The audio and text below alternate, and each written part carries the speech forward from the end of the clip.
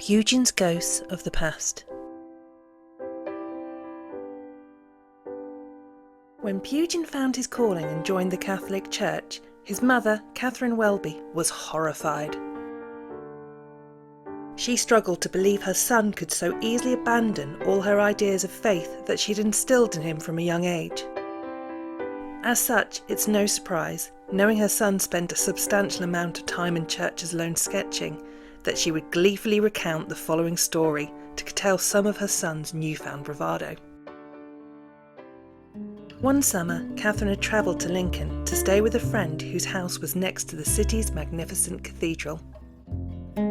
As well as her friend, Catherine planned to visit with the cathedral's canon, with whom she was also a good acquaintance. The canon lived in the cathedral close, making the quickest route from where she was staying to his house via the church and the cloisters. In fact, the route was so frequently used, especially of an evening, that the verger planned for the cathedral's doors to remain unlocked that night. One warm evening during her stay, Catherine dined with the canon, and when it was time for her to leave, he offered to escort her home. "Thank you kindly, but honestly there is no need," she said. "It is a warm night and I shall return through the safety of the church." Catherine bid her farewells and slipped into the cathedral, closing the door behind her. Her footsteps echoed around the vast building as she headed for the exit on the opposite side of the church. Upon reaching the door, she tried the handle, but discovered it was locked. She tried again. The door did not budge. Frustrated, she walked back through the cathedral to return to the door from whence she came, but when she reached it, she found it too was locked. Unbeknownst to Catherine, when she closed the door behind her, she'd accidentally triggered the spring lock, trapping herself inside. Catherine banged her fists on the door. "Hello? Can anyone hear me? Is anybody there? I'm locked inside. Hello?" She bent down to look through the keyhole, but the street beyond was empty. In a vain attempt, she shook the door with all her might, but still it didn't budge. Catherine sank to the floor and sat slumped against the door. "What a terrible situation to find myself in, locked in and all alone," she cried.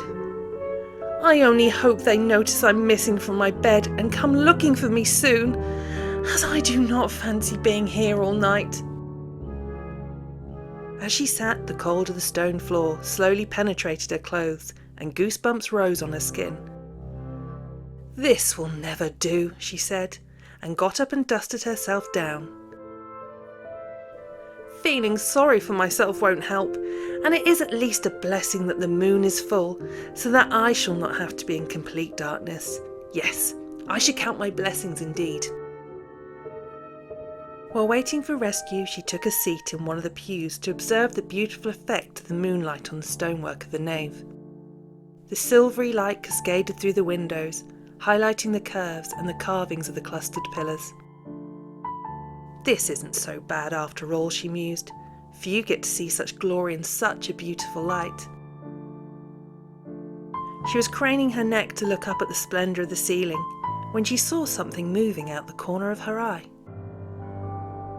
She looked to the triforium, where to her horror a man stood in the silver light, watching her from an opening in the gallery. As soon as she looked directly at him, he vanished. Now, let's not be foolish," she said, trying to calm herself. "The dark and mind play such awful tricks when one is alone and tired, and that is all it could have been." Catherine composed herself and returned to reflecting on the beauty of the architecture in hopes of quelling her nerves. A few minutes had passed when on the opposite triforium, the man once again loomed from the gallery above. This time he nodded his head and beckoned her with his hand before vanishing once more into the dark. Catherine covered her mouth with her hand to stifle a scream, her heart now pounding hard in her chest.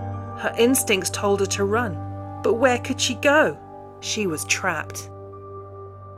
Instead, she carefully took off her boots and headed down the south aisle where she would be concealed from the man's view should he return. She walked gingerly in her stockinged feet, hoping by softening her footsteps she would not alert him to her location.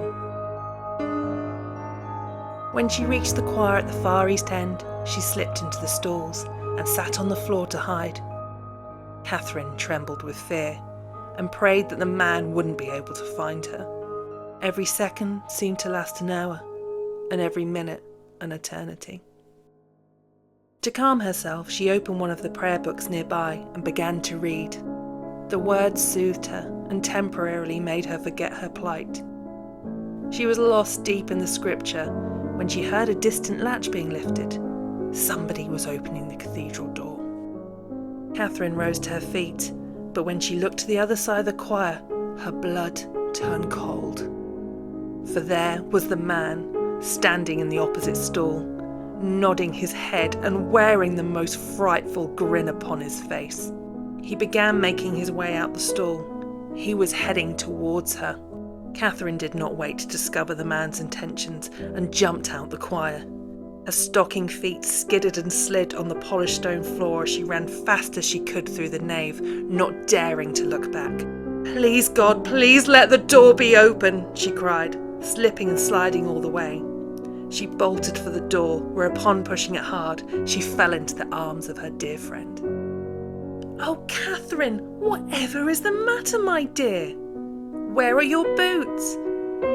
When you didn't return, we grew fearful you'd been locked inside, and indeed it appears our fears were realised." Once they had reached the safety of her friend's house, Catherine relayed the whole sorry story of her encounter with the unknown man. Had he been a ghost, a bad omen, or even a demon? Alas, he ended up being none of those things, for he was in fact just a young man who in those days was regarded as being afflicted. It turned out he had escaped the care of his friends, and when unattended, he was rather fond of prowling and prying into places he shouldn't, with the cathedral being one of his favourite haunts. As fate would have it, he would happen to discover the door unlocked that night, and Catherine was unfortunate enough to accidentally lock it behind her.